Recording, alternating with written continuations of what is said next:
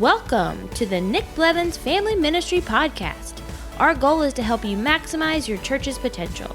You'll hear from top leaders in children's, student, and family ministry about the principles and practices they use. Now here's your host, Nick Blevins. Hello and welcome to episode 230 of the podcast. We're going to talk all about 5 volunteer onboarding hacks, and you're going to hear from Conley, who created the volunteer pipeline course with Ministry Boost, but this is kind of a free 5 hacks that you can use to onboard volunteers better, and here's why this matters. Sometimes in churches, and this might be your church, you can get people to raise their hand saying they're interested in serving, and certainly that is needed now as much as it has ever been. But then what happens is for every 10 people that say, yeah, I'm interested in serving, because of the onboarding process, you only place 4 or 5 of them. You lose half or more of those volunteers. And the truth is, if you can have a really good system for onboarding volunteers, it's not too long, it's not too short, it's fully developed, right? It has the right steps, and it's a really good process. You should easily be able to keep 8 or 9 out of 10 people that raise their hand and say they're interested in serving. You should be able to place 8 or 9 of them in serving roles. And that even includes people who that you decide, yes, this isn't a fit for you, or whatever qualification may not be met. You should be placing 85 to 95% of those volunteers. Now, there's certain exceptions. You know, if you make a big call for people to serve in the service and it's kind of like a mass recruitment effort from stage, you will get more people who will sign up but then not follow through. That's normal. And so like you might get less of a percentage there. But even for them, this system will help, because if you normally can only place 40% of them, you should be able to place 70 or 80% of them, if you use a system like this. So Kenny's going to share those hacks. This is a recorded conversation that was done with a Zoom call for those who are in the Ministry Boost Facebook group. Make sure you jump in there if you're not in there. We have members-only calls every week on Zoom, but occasionally we open them up to anyone like we have done with this one, and we're doing for the next few weeks, and you'll get to hear those replayed here. So we're going to talk about summer programming in the next week, and then we're going to have a couple weeks talking about children's ministry large group, and all of that will be replayed here on the podcast. You can get all the notes and everything at nickblevins.com/episode 230. Let's jump in now and listen to these 5 volunteer onboarding hacks and see which ones you can apply to your ministry to retain more people who say, yes, I'm interested in serving. So let's start this conversation today about, I've actually titled it 5 volunteer onboarding hacks. And the content that I'm going to share with you today is actually, I'm actually going to post it into the chat right now. Now, everyone still pay attention, even though I just gave you some little goodies. I know how it is. But this is actually a PDF that I created a couple years ago that kind of guides us. This is actually a setup for the volunteer pipeline. And so I think everyone in here is a Ministry Boost member. And so you have access to that course of volunteer pipeline. Most of this is taken from the volunteer pipeline. It's things that I set up in the volunteer pipeline. And really, honestly, I would say that for the past 7 or 8 years, I've been a student of the kind of the onboarding process. Like I've had lots of questions about different processes when we would do some sort of a recruiting push at our church, whether it would be through, an expo type big Sunday push, or whether it's just through some strategic emails or things like that. I was always curious as to this: how many volunteer prospects does it take to actually get a volunteer? And we talk about this some in the Volunteer Boost, the 28-day volunteer recruiting challenge. And this is a little bit different from that, because in Volunteer Boost we talk about prospects in a way that like some of these are cold calls, like these are cold contacts. Like you're going to it might feel like a curveball to them. You're going to reach out to them about possibly volunteering.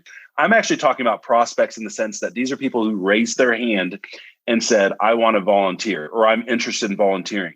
Whether these are people who fill out a card at church, or they come to an expo, they send you an email, they fill out a form on your website. There's all sorts of different ways that those people come your way. And for about, when I was in Austin, Texas, I was at a church for 8 years there at Gateway. And I kind of, over the course of time, realized that we were kind of up against a barrier, that we had this, this attrition rate of people who raised their hand, that we found that only about 30 to 40% of the people who actually raise their hand and say, I'm interested in volunteering, actually became volunteers. And I just kind of got curious about that because, and we talked about this last week in this weekly member call about lead measures versus lag measures. And it kind of became one of these things that for us, it became one of our measures that helped us develop the lead and lag measures of knowing that if I needed, 10 volunteers, then I needed more than just 10 prospects in order to get those 10 volunteers, because I knew that I was only going to get 30% of them. So I actually needed, I needed 30. This is doing math backwards, and I'm a pastor and not a mathematician, so I don't know what that number was. I just knew I needed a lot more than 10 in order, if only 30% of them were going to make it through the process. And so I started reaching out to the churches. I reached out to North Point, reached out to some friends through Orange that I had, and they said that I wasn't crazy, that like 30% wasn't actually that far off. When they did a big volunteer ask, they call it their strategic services, where they would have like a big push to serve in different areas. And they said, yeah, we typically see, somewhere between 30 to 40, maybe on a good weekend, we see 50% of the people actually make it through the process, which is helpful, but it just still feels like a waste. Like it feels like, man, that's a lot of potential people that didn't quite make it. So I started talking to more and more churches and saw that things were, that we weren't far off. But then I really started to play with the idea of it, because it felt a little defeating to feel like, man, I get all these people to raise their hand, but only 30% of them actually make it through the process. Then I gotta ask a lot of people like this. I gotta continue to increase the number of people that I ask, and that's hard. And so I started to really kind of play with the idea of, well, what if I could change that rate? And I actually call it the volunteer conversion rate. And so what if I could actually change that volunteer conversion rate from 30% to 50% or 50% to 70%? And then it would actually be easier because I could just actually onboard a lot more of the people who actually expressed interest in that. And let me tell you that it actually paid off, because over the course of about 5 years, we began tweaking in this. I worked with Jared at the same church in Arizona, and we began tweaking our process. And we actually saw our volunteer onboarding process and this volunteer conversion rate change pretty significantly. Where at Gateway in Austin, Texas, our rate was closer to 30 to 40%. At Gateway, our conversion rate was closer to 80%. So 80% of the people who raised their hand or expressed interest in serving actually became volunteers, which was a game changer. Was an absolute game changer. We were able to onboard, more than double the number of people who already expressed without doing any more work, without doing any more recruiting. And so over the course of time, that's actually what ended up creating, I created this course volunteer pipeline based on this. But these 5 volunteer hacks that I want to share with you are kind of some of the core ideas, some of the core learnings that I had that actually made a big difference. Okay. So I shared it with you in the PDF in the chat. So you have that for moving forward, but I'm going to share with you the 5 hacks. I'm going to tell you about how they became hacks and a little bit of more information about how they work. If you have questions along the way, just write it in the chat, and then we'll dive in. And as I get into the practical stuff, you may actually have questions. So the first hack is stop recruiting volunteers. Okay. This is obviously a play on words, because don't stop recruiting volunteers. But I will say, change the shift in which you recruit volunteers. Because I also want to think about too, this idea that recruiting volunteers is actually really hard. To actually convince somebody to sign away every weekend from now until eternity, or however long your term of serving is actually a really challenging ask. And the problem with it too is that you're really at the disadvantage as you begin recruiting somebody, because you don't know what is going on in their head. You don't know what their previous experience in volunteering was. You don't know what their previous experience in being in children's ministry or being in youth ministry was. And so they've got all these things going on in your head, and you've cornered them in the courtyard, or you're standing right outside of their kid's room, and you're starting to pitch this idea of what it could actually look like to serve every week. And you're really you're not playing to your advantage. And so recruiting and recognizing how difficult recruiting really is. So the idea behind this hack is actually changing what you're recruiting them to, because it's putting the advantage in your favor, not in theirs. And that sounds really terrible, but it really is true. So what we did was we decided there's a better environment in which we can get people to say yes to volunteering. In the courtyard is a terrible environment for getting someone to say yes, or right outside, they're trying to pick up their kids from church or whatever. Like, those are terrible environments. They're all the reasons, like plenty of reasons to say no. But if we could change the environment, we could create the place where it's easier to say yes, then we should do this. This is why, we do these things in church, of like where we create, special moments. Like if we're wanting to help people take a faith step or a faith decision, like, we create the right environment, whether it's a video, a compelling message, the music, like there's an opportunity to create an environment where it's easier for people to take stock of where they are and what they want to do and say yes. So what we did is we created a volunteer orientation, a low commitment, like no commitment, just come check it out. Come to our orientation. We're going to feed you. We're going to have food there. It's going to be fun. It's going to be exciting. It's going to be, just come check out what it might look like to serve. So we actually started creating a regularly occurring orientation that was fun and light and easy. And so we no longer recruited, like we kind of changed our approach, that we're not recruiting people to serve anymore. We're just recruiting people to come to our orientation, because orientations are easy to get people to come to. Sometimes people just like, if you'll just get off my back, I'll come to your orientation. It's like, it's low commitment. We tell them, like, you don't have to make a decision. We just want you to see it. Like, we want you to see what it is. We got some snacks. We'll let you meet some people. So that was kind of like a shift in our mindset of just like, stop recruiting people to serve, recruit people to the orientation, because we built an orientation that recruits people to serve and does it in a much easier way. So part of the way is getting people to orientation. And we talked about this last week, and most of you weren't there, but we talked about lead measures and lag measures. A lead measure for us, like if we want to recruit 20 new volunteers, the lead measure is how many people can we get to come to our orientation? Because we know now, and this is some of the numbers, now this is from Mission, where I've been for the last 5 years, that about 90% of the people who actually come to an orientation say yes to volunteering and actually become a volunteer. So we know that if I need 10 more volunteers, then I just need 11 or 12 people to come to an orientation. See how that works? So it becomes way more measurable of how I get people to come to this thing. So that's the first hack, is change what you're recruiting people to. Potentially consider recruiting people to an orientation, or if it's not an orientation for you, what is it? What is that easy thing? Maybe it's a dinner, maybe it's a coffee, maybe it's something that's easier to invite people to that creates a better environment for people to say yes to. Okay. The second hack is to double your potential volunteers. Okay. Now this one's actually kind of crazy, and it actually works. And I've actually talked to about a dozen different people from all across the country, and it's worked for them just like it worked for me. And again, you're going to find my strategy is it's a volunteer centric. It's an orientation centric strategy. Okay. The orientation is like the goal. If you can get people to the orientation, you can easily get them to join your volunteer team. So that's kind of the point here. So here's the thing that we found. When I first started this about 7 or 8 years ago, we typically only did orientations, like 4 or 5 times a year. We did them like we did big recruiting campaigns, and then we hosted 3 or 4 orientations. And then, 2 or 3 months later, we do another big recruiting campaign, 2 or 3 orientations. And then we just kind of, oriented people on one-off conversations. Different staff owned it.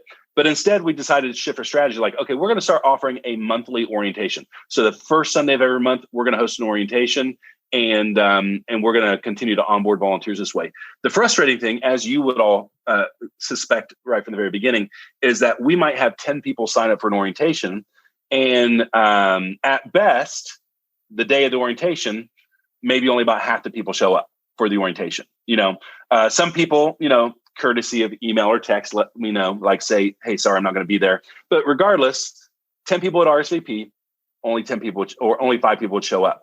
And that means I got 5 people who were planning on coming who didn't come. And now they have to wait another month till their next orientation. And then the same thing would happen again. The next month, I'd have 10 people signed up. Some of those 10 people were the 5 who didn't show up the last time. The orientation would happen. Only 5 people would show up. And so it's like this ongoing thing of like, man, there's these 5 people that are just never making it. And it's always different 5 people, so it's just like this shuffle. And so I just, I kind of thought like, well, maybe maybe we're going to try this for a minute. I'm going to double the number of orientations that we do. Okay. I'm going to, instead of doing it monthly, let's do it twice a month. And my hope in this is that these 10 people who are supposed to come to orientation, maybe I'll get all 10 of those people by offering it twice a month. So I get, 10 people sign up for the first one, only 5 will show up, but then the other 5 will show up for the next month, and then it'll all be a win. Now, here's a funny thing to happen.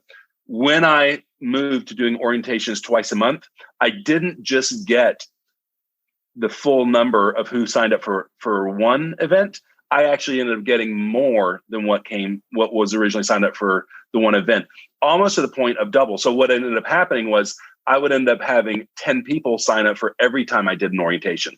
And I would still only get 5 or 6 people or 7 people at each one. But I saw a net increase in the total number of people that were coming monthly when I did 2 compared to when I just did it once a month. And I asked that of many people who've gone through the volunteer orientation. I asked them, did you see the same results? When you double the number of orientations, did you see a significant increase in the number of volunteers who are going through your orientation process? And almost every single one of them said, we almost doubled our number. So the hack that I learned is do more orientations, okay? So if you only do orientation once a month, consider doing them twice a month. Right now, we're in a volunteer recruiting season here at Mariners, where we're trying to double our volunteers. So we actually do 2 orientations a weekend. We do one on Saturday night and one on Sunday morning. And right now we do them every week. I think in the last 3 months, I've led 100 orientations. I don't know. And we average somewhere between 4 and 5, sometimes 6 or 7 people at every single orientation. So as long as I can get 3 or 4 people, I'll do them every week, because it's helping us, net out the number of volunteers we have. We've recruited about 150 new volunteers in the last 3 months. We got about another 300 we probably need to recruit by the end of the summer. So increasing the number of orientations actually has a direct impact on how many net volunteers you're going to actually get through your volunteers. So double your potential volunteers by doubling the number of orientations. And when I talk about an orientation, which we'll get into a little bit more detail here in another hack, it's really light. It's really easy. It takes 0 prep other than having some snacks and having a nice space where you can meet with your volunteers, but it's actually pretty easy. Okay, so we'll get into that detail here in a minute, or if you have questions. Hack number 3, okay? Hack number 3 is text me, okay? Email is dead, okay? You have to email. You have to email, because there are some people that's the only way. You have to have a place where they can go back and search their email. They can find their email. You have to email. But if you want to actually drive people to your orientations, you cannot rely on email. You have to move to the 21st century, and you have to text people. And I would actually encourage, is sending out actual individual text from your own phone is a great strategy to get people to show up for an orientation. Here's one of the things that I found. When we started moving to a text strategy where we started texting people the night before orientation, we saw about a 30% increase in the number of people who actually made it to the orientation. You see, because it's usually at about 7 or 8 o'clock after parents get their kids in bed is when they're deciding whether they're going to actually go to church the next day or not. And so I found that if they get a text from me between 7 and 8 o'clock, it's a great reminder, oops, we can't skip tomorrow because we signed up for that orientation. Okay, so it's a great little reminder. So for about the first 6 months of moving to the strategy, I would literally, I had Messenger set up on my computer, and I was literally copying and pasting the same text to 20, 30 different people. Because I always had, in my queue, I had the 5 to 10 people that were signed up to come to my next orientation. I had the 30 people who keep missing orientations, and then maybe a couple other random people. So every Saturday night, I'm sending out 40 to 50 texts to the same groups of people, reminding them. Now, to the people who signed up for tomorrow's orientation, the text is the same text, but it's I changed out the first name. Hey, Michael, so excited to see you at tomorrow's orientation. Let me know if you have any questions. It's at the Volunteer Central, blah, blah, blah, whatever. To the emails of all the people who missed, hey, so sorry we missed each other on the last time. Just a reminder, we got an orientation tomorrow at 9 o'clock at the volunteer thing, like that, so that they feel personalized. It's got their first name in it. So I have to copy and paste every single time. It takes, I've done this. There's been times I've been in Atlanta in a parking garage at 7 o'clock at night, tethered to my phone. I got to get these texts out, because by doing that, it's gonna be that reminder that's gonna push an extra 20, 30% of my people there. But you got to utilize text. The stats say that only 20% of emails are read, but something like 94% of text messages are read within the first 30 seconds of receiving it. So you got to use the text. Okay. In the text, put a link to the orientation. If they missed the previous orientation, you can put a link like, hey, let us know you're coming, click on here. Or if this week doesn't work, click on the link. You can sign up for an upcoming orientation. But utilize texting. It's a really big deal. Okay. Never go back. Now, another hack, this is a sub hack, and some of you guys have heard this. I know that Crystal has heard me say this, and Bonnie's heard me say this, but it's also the one that's a little bit maybe morally vague.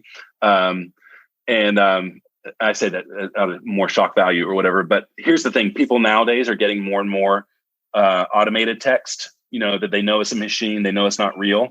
And so it's very easy. I use easytext.com to do my text now. They're automated. My assistant on Thursdays loads all these texts in the text, and it's personalized, but it's obvious. But sometimes it's really helpful to make it real. And so sometimes I will say something that should be said in one text, but I will copy and paste it into 3 segments so it looks like it's conversational. So even though I'm manually doing it, it takes twice as long, but it feels manual. There's been times, this is the part where I said it's kind of morally vague. I kind of stumbled in this on accident once, where I was sending out a bunch of texts like I just told you about, and my assistant accidentally, it wasn't her fault, it was totally accident, but she sorted the list and it actually mixed all the names and the phone numbers. And so when I was getting ready to text like 10, 15 people, I was saying, hi, Michael. It was so nice to meet you. Can't wait to have you at the orientation this weekend. It wasn't Michael. It was Susie. And I did this for every single one of them. Now, here's the funny part. Often you've done this. You've sent out text before, and then it's just like dead, no response. They just left you on red, whatever. You're just done. But if you get their name wrong, there's about a 90% chance they're going to respond to let you know this isn't Michael. And so I found this. I texted all 10 of these people, completely accident. For the next 30 minutes, they're all texting me like, this isn't Michael. And I was like, oh my gosh, I'm so sorry. This was a mistake. Is this Susie? I had it all correct. And it says, well, now that I have you, we have an orientation this Sunday. Are you going to be able to make that? And then, I'm actually able to complete the conversation. So I may or may not have, over the past couple of years, intentionally gotten names wrong, just to start a conversation so I can actually get them to come to an orientation. You judge me of whether that's right or wrong. I don't know. The bottom line is, I just want to connect with people. I want to grab their, it's getting increasingly harder and harder. Like I'm almost at the point where I want to knock on doors at 9 o'clock at night and say, are you home? Good. You fill out a form. You said you're interested. What do I need to do? Do you want to do the orientation right here? We can do it right here. So text, like leverage texting to connect with people. Okay. Hack number 4 is automate your communication. Okay. I hinted this a little bit before. Probably the first 6 or 7 months when we really started to roll this out, I was literally doing this from my phone and from Messenger, copying, pasted. Simply, I would have somebody on my team would help me. This would all be in a spreadsheet. I'd have, the phone number, I'd have their name, and then I would have a text typed out. So, and then I would copy and paste the name. There's actually, you can Google this. My assistant here, she's brilliant. And there's actually a thing you can do called Concatenate in Excel. Does anyone raise your hand if you know what Concatenate is?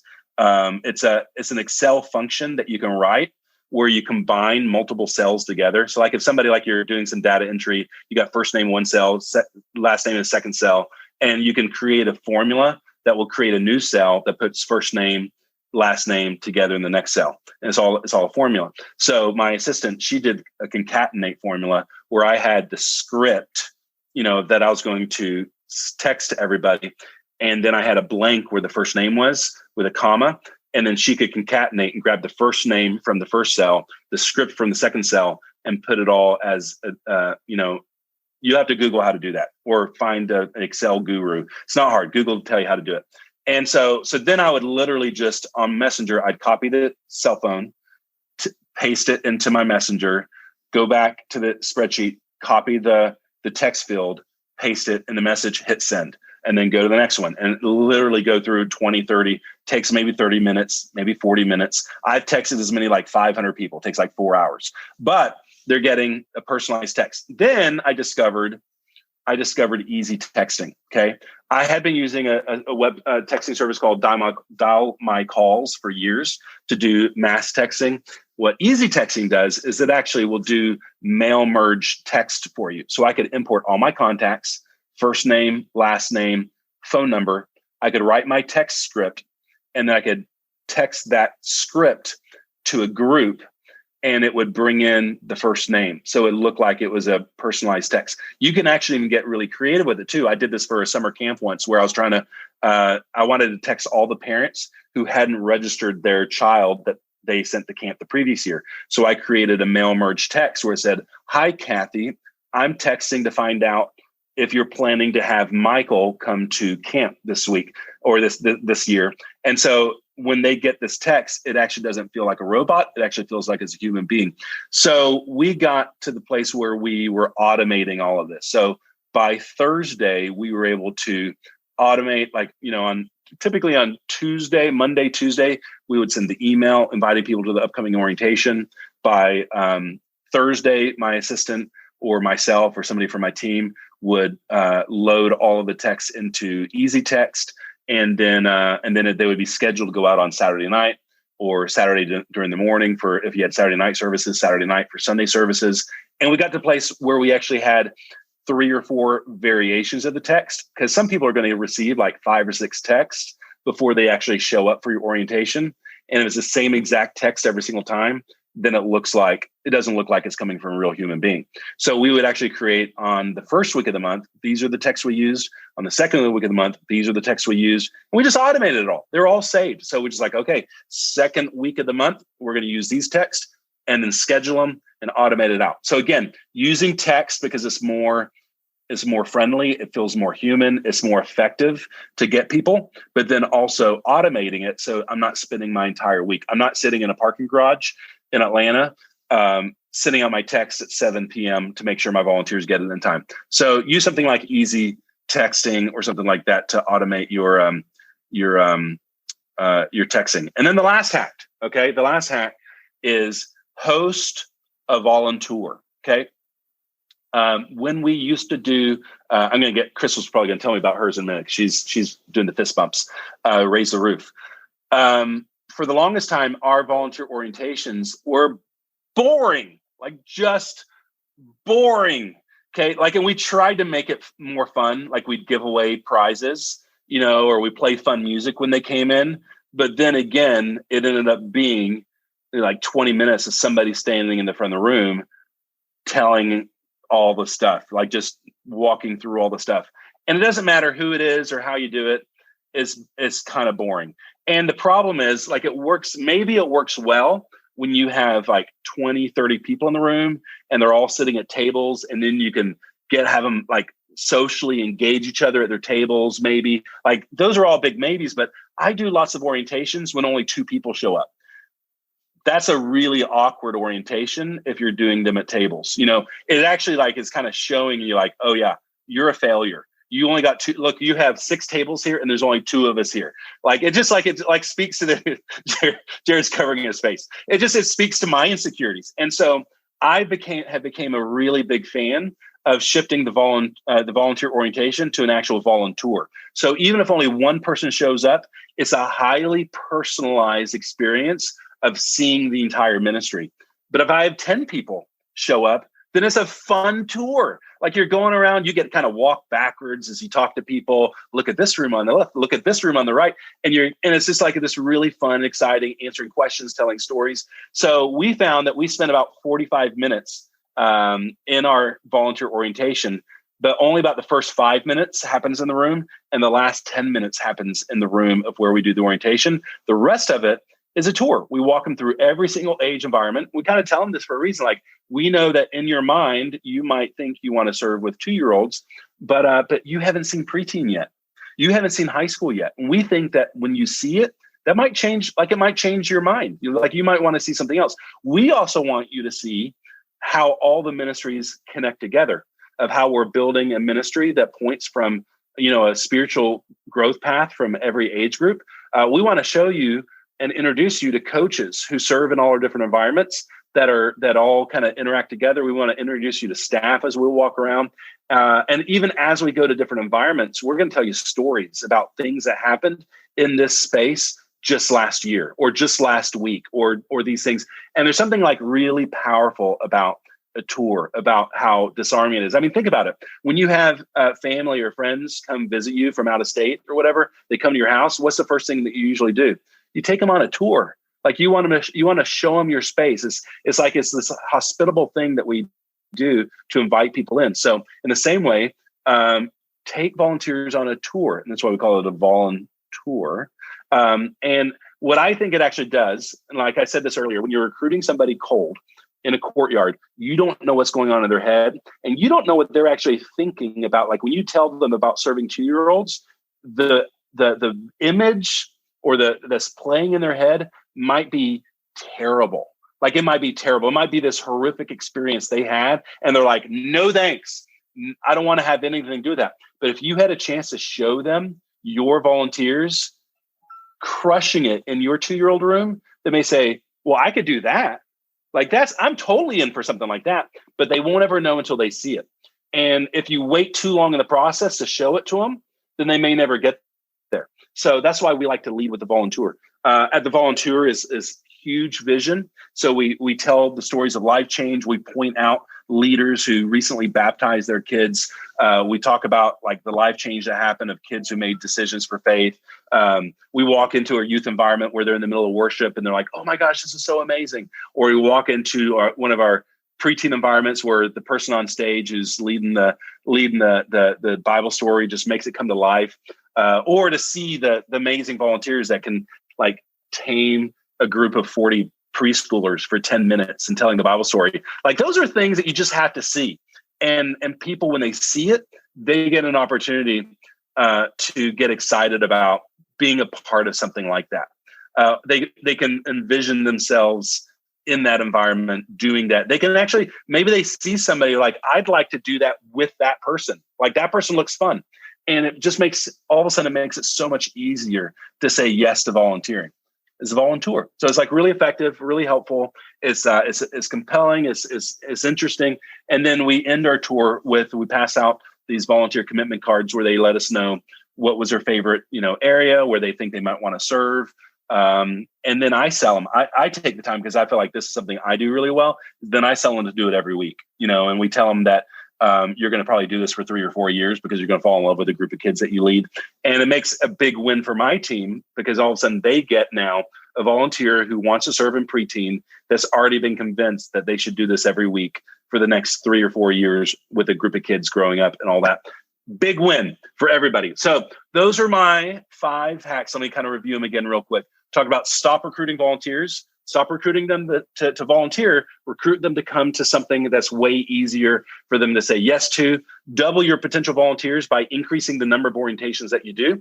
Even if it's only 2 or 3 people that show up your orientation or one person shows up your orientation, you're gonna onboard significantly more volunteers just by hosting more of them.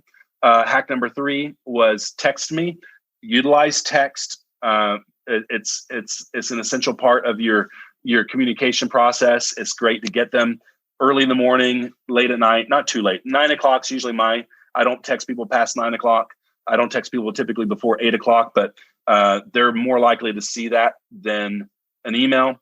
Automate your text, automate your communications. You don't need to be in the weeds. You can set this up on every Monday. This email is going out to a different group of people. Every Thursday, we're automating text to a different group of people to go out on Saturday nights. You can automate it up. You don't have to do this yourself. And then last of all, host a volunteer. It's probably the single best way to recruit and increase our volunteer conversion rate that way. I love hearing hacks and ideas and tips and things like that Kenny talked about that can really make a big difference in our ministry and leadership with volunteers, whatever it might be. Kenny actually has a course called Ministry Hacks, which is a different kind of hacks with communication or text or event sign up and just some of the different processes and systems, that come with ministry. And there's always better ways to do it, especially if you're using the right tools and technology and a good process. And this is an example of that. These 5 volunteer onboarding hacks. You can get a PDF of these hacks. Just go to ministryboost.org/onboarding. That would be action step number 1 that I would recommend for you after listening to this podcast. You can also get the show notes, nickblevins.com/episode 230. We'll link to where you can get those 5 volunteer onboarding hacks. The action step number 2 that I would encourage you to take is to start a volunteer orientation. Obviously, that is a big part of what will help you recruit and onboard volunteers. And then the third action step, and maybe it's the first one if you really want to commit to this, would be to take the Volunteer Pipeline course that Kenny has done with Ministry Boost. What's great about the Volunteer Pipeline is it's probably 80% done in terms of an onboarding system, and you can take it, make some adjustments, and apply it to your ministry. You could get that at ministryboost.org, look under courses, or when membership is open, you can sign up to become a member and then get that with everything else for just $27 a month. If you ever want to join membership, we open it publicly 4 times a year, just so that we're only, putting efforts into promoting it and things like that 4 times a year. But you really can, if you needed to, join at any time. Just send us an email and we can make that happen for you. But I would encourage you to take that course. That is probably our course that has the most resources and content built into it, right? And so you can just replicate that, make some tweaks, apply it to your ministry, and you're good to go. And if you are having a problem onboarding volunteers, even just using the hacks that we talked about in this call will improve that dramatically, for sure. We've seen that over and over and over again. We've had people come up to us at conferences talking about how they've taken the Volunteer Pipeline course and how that's really helped them with onboarding. So make sure you take some of these action steps, improve that process. It actually helps improve recruiting too, which is great. And obviously we all want to recruit more volunteers. So that's it for this episode. Be sure to subscribe. We're going to talk about student ministry in the future. Coming weeks, we're going to talk about children's ministry principles. And then, like I mentioned, some of these other Zoom calls we're going to replay here about summer programming and kids ministry large groups. So subscribe, and I'll catch you in the next episode of the Family Ministry Podcast. Thanks for listening to the Nick Blevins Family Ministry Podcast. We hope this helps you maximize your church's potential. We would love to hear stories of how you apply what you've learned. You can do that by leaving a comment on iTunes or in the show notes at nickblevins.com.